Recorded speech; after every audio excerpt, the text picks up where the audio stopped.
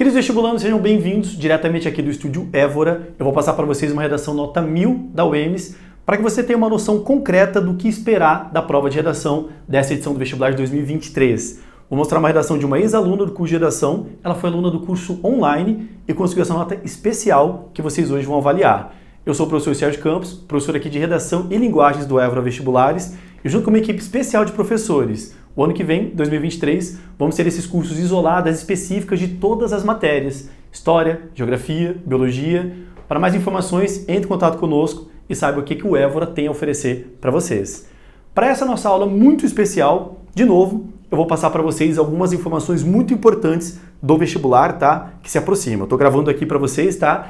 Nós estamos em dezembro de 2022, então é para o vestibular de 2023, tá?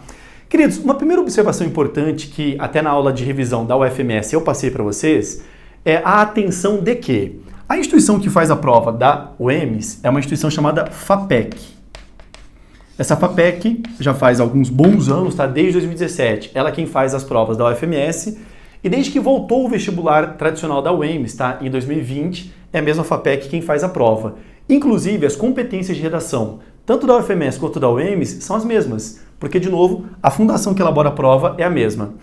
E uma atenção muito grande que eu coloquei, tá? Na aula da UFMS, e vou repetir para vocês aqui, é o detalhe de que a equipe da FAPEC realizou algumas visitas técnicas com a banca da VUNESP. Então isso é muito interessante, tá, moçada? Em que sentido?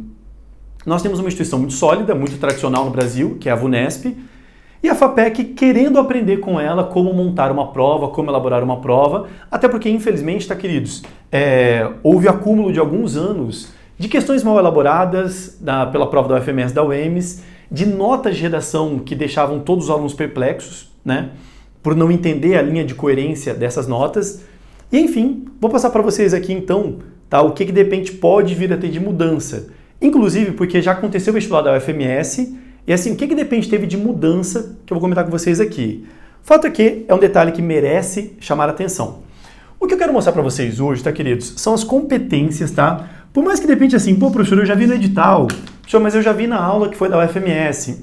Ainda assim, eu quero muito repassar com vocês as 5 competências que a prova da UFMS, que a prova da UEMS vai utilizar, que são as mesmas competências da redação que foi da UFMS. Queridos, são 5 competências, tá? A nota vale de 0 a 1000 e a gradação de variação de nota por competência é de 50 pontos. Então, por exemplo, 1, estrutura e desenvolvimento recitativo, tá? Aqui você pode tirar 0, 50, 100, 150 ou 200. Então, o que é um tanto quanto pesado, tá? Perdeu ponto em alguma competência, você perde 50 pontos. Então, caramba, de 1000, você errou alguma coisa, já perdeu 50 pontos, sua casa vai para 950, né? Enfim, mas aqui vai avaliar literalmente, tá? Se você domina bem a estrutura da dissertação, introdução, desenvolvimento, conclusão. Organização e progressão textual. Em tese, o seu texto tem um projeto de texto? Existe uma organização sequencial clara e evidente para o corretor? Tá? Então, essa parte da organização e progressão textual é a competência 2. Competência 3, que tem todo o vestibular, a adequação temática. Você entendeu exatamente a proposta do tema? 4, aspectos de coesão e coerência, são conjunções, sinônimos, pronomes, tá? Os articuladores linguísticos que você consegue utilizar para evidenciar sua sequência textual. E domínio da norma culta, tá? Perceba o que eu chamo muito a atenção, tá, moçada? Até porque é muito comum nesses vídeos aqui do YouTube, nos comentários, a pergunta sobre conclusão.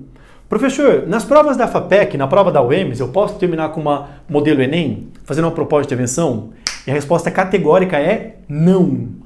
Não conclua colocando proposta de intervenção, né? O agente, ação, modo de intervenção, finalidade, detalhamento, esqueçam esse modelo, tá? Não façam conclusão no modelo de Enem que você coloca proposta de intervenção. Professor, mas eu vou fazer o que então? Nessa redação nota 1000 que eu vou mostrar hoje para vocês, vocês vão ter uma ideia do que fazer na sua conclusão, tá? Outro aspecto muito importante que eu quero colocar para vocês aqui é que nós vamos para a 3ª edição da prova da UEMS. Já houve 2 edições, 2020, 2021, agora no final de 2022 vamos para a 3ª edição. E uma coisa que é muito importante para vocês é perceberem o perfil do tema. Em 2020, que foi a primeira prova da UEMS, foi essa extensão de tema.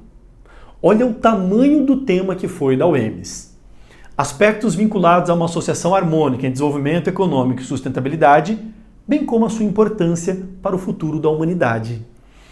Geralmente, os vestibulares colocam temas mais diretos, mais objetivos, mais curtos. E a FAPEC, ela está caminhando para isso, tá? Vou até mostrar para vocês daqui a pouco. Para reduzir, para enxugar, para deixar o tema mais objetivo. Mas infelizmente, tá, moçada, nesse primeiro ano em que, entre aspas, houve uma geração cobaia, né? Em que sentido? Ó, vai ser o primeiro vestibular. Houve um tema que foi muito, muito complexo.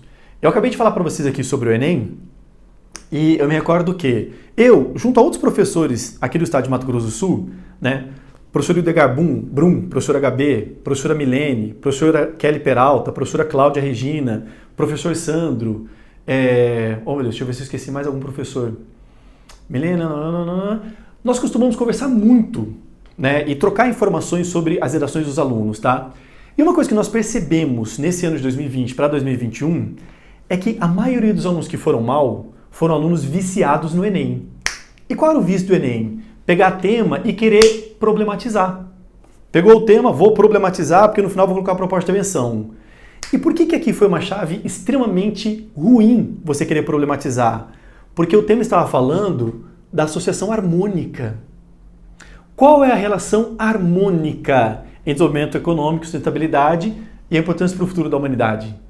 Na aula, tá, moçada, que eu gravei de redação da UEMS do ano passado, de 2021 para 2022, eu mostrei uma redação de uma ex-aluna, em que ela só falou positivamente desses dois tópicos. E por que ela falou positivamente? Porque o tópico abordava o aspecto positivo. Então, os alunos que tendenciaram, que estavam viciados no modelo Enem de querer problematizar, acabaram indo mal aqui.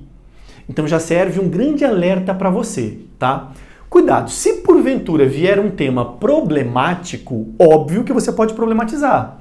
A FAPEC, tá? Essa instituição que vai fazer a prova da UEMS, no ano de 2020, para o tema da UFMS, falou sobre manifestações de intolerância. Caramba, intolerância é um problema social. Legal, você podia problematizar, porque o tema era um problema. Só que não forcem, não forcem. Percebeu que o tema trabalha um viés neutro ou positivo, mantém essa neutralidade ou essa positividade do tema, tá? Mas percebam, tema muito extenso, muito amplo, e olha a guinada de perfil que houve já no ano seguinte. Tema curto, direto e objetivo. Aspectos das culturas dos povos indígenas de Mato Grosso do Sul. Dois aspectos chamaram muita atenção nesse tema aqui de 2021 para 2022, tá? A redução do tema, a objetividade do tema. Percebam que aqui houve dois recortes temáticos. Essa associação harmônica em desenvolvimento econômico e sustentabilidade, bem como a importância para o futuro da humanidade. Houve esses dois eixos temáticos aqui. O tema de 2022, não. Aspectos vinculados aspectos das culturas dos povos indígenas de Mato Grosso do Sul. Então, primeiro, o tema foi muito mais objetivo, mais enxuto. Isso foi uma evolução. Isso é muito bom para você como vestibulando, que aqui tem que quebrar a cabeça e aqui você percebe, caramba, o tema é diretivo. Todavia, o segundo aspecto muito importante foi a reafirmação da identidade regional dessa prova, porque eram povos indígenas de Mato Grosso do Sul. Aqui seria extremamente importante você falar dos aspectos óbvio, dos nossos povos indígenas aqui de Mato Grosso do Sul. Contaria muito, por exemplo, seu repertório de história regional, e aqui vai uma dica importantíssima, tá, moçada? Para vocês estarem chegando a essa prova cientes, tá? Tendo bom conhecimento de história e geografia regionais, porque essa mesma junta de professores que eu falei para vocês, né? Em que nós conversamos muito para tentar entender as notas, essas complexidades das notas atribuídas à FAPEC, às redações dos alunos, uma coisa que nós percebemos em comum. Alunos que escrevem muito bem e que acabaram tirando nota baixa, por quê? Porque falaram de povos indígenas. Dos tupiniquins, da chegada dos portugueses ao Brasil, e aí foram muitas redações que falaram dos povos indígenas de forma geral. Quem generalizou, trabalhou de forma vaga, tirou nota baixa. Os alunos que foram bem foram alunos que nominaram as etnias indígenas de Mato Grosso do Sul. Ou seja, que citaram Cadiuel, Kaiowá, os Guarani Kaiowá, Terena. E aí um detalhe linguístico interessante, tá, moçada? Que, linguisticamente falando, tá, de forma gramatical, povos indígenas não tem plural, tá? Então, os Terena, os Cadiuel, os Kaiowá, enfim, tá? Esse foi um aspecto interessante e que te chama a atenção para essa próxima edição. A UEMS, tá, queridos? Ela é claramente uma prova regionalizada. Eu tinha feito uma live com os alunos no ano passado, em 2021, com a mesma aluna que eu citei o exemplo da redação na aula do YouTube que eu falei para vocês do ano passado. E foi muito interessante, foi com uma aluna chamada Maria Laura Pascoaloto. Ela passou em segundo lugar na UEMS. E o que foi interessante? Ela falou, olha pessoal, vocês vão para a UEMS, eu nunca vi uma pessoa mais apaixonada por Mato Grosso do Sul do que o reitor da UEMS. Essa universidade respira o nosso estado. Então, é muito importante vocês terem noções legais, tá? Concretas e reais sobre Mato Grosso do Sul. Esse foi o tema e essa vai ser a redação que eu vou mostrar para vocês. Vou fazer um parênteses muito breve, porque aconteceu a prova da UFMS alguns dias atrás, prova elaborada pela FAPEC, e eu comecei a aula hoje falando dessa atenção que a gente precisa ter com relação a essa fusão entre FAPEC e VUNESP. Esse foi o tema da UFMS, tá, queridos? A cultura da paz e da não violência como alicerce para o verdadeiro desenvolvimento. Então, a UFMS, que também estava trabalhando temas muito extensos, muito complexos, simplificou, deixou mais diretivo, mais objetivo, tá? Então, esse foi o tema aqui da UFMS, tá? Enfim, de repente, tá, você pode esperar um tema mais objetivo, como foi o ano passado aqui da UEMS, tá? É o que nós esperamos que aconteça agora nessa próxima prova. Então, neste instante, em que eu já falei para vocês sobre as competências, em que eu falei de algumas atenções que vocês precisam ter, essa fusão de VUNESP com FAPEC, vamos agora então ver a redação nota 1000. Olha só, meus queridos, eis aqui uma redação nota 1000 da UEMS o ano passado, tá? Uma aluna muito especial para quem eu dei aula. O tema foi esse, né? Aspectos das culturas dos povos indígenas de Mato Grosso do Sul. E nós vamos ver essa redação nota 1000 dela. O que eu quero que você já veja de imediato? Não tem título. Ou seja, título é facultativo. Você pode pôr ou não. Prova concreta, essa redação tirou 1000 e não teve título, tá? Muito interessante, ela fez a introdução, desenvolvimento 1, desenvolvimento 2 e conclusão. E agora a gente vai ler e vai avaliar passo a passo cada parágrafo dela. Concentra a introdução, o que eu quero chamar a sua atenção. A pintura a óleo, denominada A Batalha do Havaí, do artista romântico Pedro Américo, retrata a participação essencial da nação Guarani ao lado do exército brasileiro na Guerra da Tríplice Aliança para a defesa da soberania nacional. Paralelamente ao contexto de confecção da obra, segundo o reinado, na época odierna, a valoração dos aspectos das culturas dos povos indígenas no Brasil, em especial no Mato Grosso do Sul, palco da Guerra do Paraguai, ainda é discutida. Dessa forma, faz necessária uma análise histórica e social dos costumes indigenistas no Estado. Que introdução linda! Linda, linda, linda.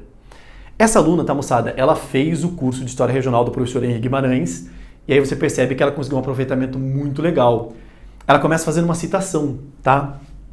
Ela fala sobre essa Batalha do Havaí. Então, na introdução, o que eu quero que você visualize que foi muito interessante? Ela começa fazendo uma citação. Ela cita, ela explica a lógica dessa citação e ela assimila para o tema. Uma obrigatoriedade, tá, queridos, que a introdução tem que ter, obviamente, é o tema. E percebe que linguisticamente ela deixou bem claro, ó, aqui na linha de número 4, aspectos das culturas dos povos indígenas, em especial Mato Grosso do Sul. Ela delimita muito claramente o recorte temático. E uma coisa importantíssima, importantíssima, ela apresenta um projeto de texto muito, muito claro. Como assim, professor, um projeto de texto? Ela deixa bem claro aqui que ela vai fazer uma análise histórica e social dos costumes indigenistas. Ela afirmou na introdução que vai fazer uma análise histórica e social. E o que você vai perceber aqui? A execução desse projeto de texto. Ela, no desenvolvimento 1, vai abordar claramente o aspecto histórico das culturas dos povos de Mato Grosso do Sul, dos povos indígenas de Mato Grosso do Sul, e no desenvolvimento 2, ela vai confirmar o aspecto social. Vamos ver aqui? Então, de novo, tá? Ela fez 6 linhas, foram 3 períodos, tá? Muito interessante que ela faz resgate histórico e depois ela fala, paralelamente, na época odierna, quando você faz uma menção histórica, é interessante na sequência você assimilar o presente, porque a gente estuda história para entender a nossa atualidade. O fato é que essa introdução, muito bem escrita, tá? Com um ótimo conteúdo, e eu quero avaliar com vocês, nesse instante agora, o desenvolvimento 1, em que ela já deu spoiler. Ela vai falar da questão histórica. Perceba como que ela confirma esse projeto de texto. Olha aqui. Em primeiro plano, historicamente as diversas tradições dos povos nativos foram integradas no cotidiano da nação verde e amarela.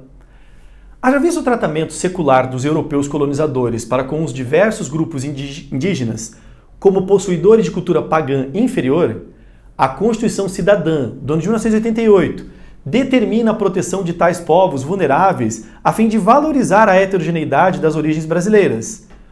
Prova dessa exploração no período colonial do país foi a missão jesuítica do clero católico na então província do Mato Grosso, que viria a ser o estado de Mato Grosso do Sul, em 1977, em Itatim, subordinando os indígenas da tribo Guarani à cultura europeia.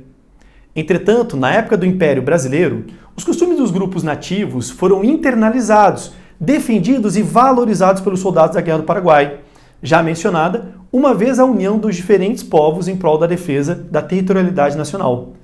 Dessa maneira, ao passar do tempo, a sociedade brasileira, sobretudo de Mato Grosso do Sul, compreendeu a importância da cultura indígena para o país. Olha que interessante. Ela vai falar da questão dos aspectos culturais dos povos indígenas a partir da questão histórica.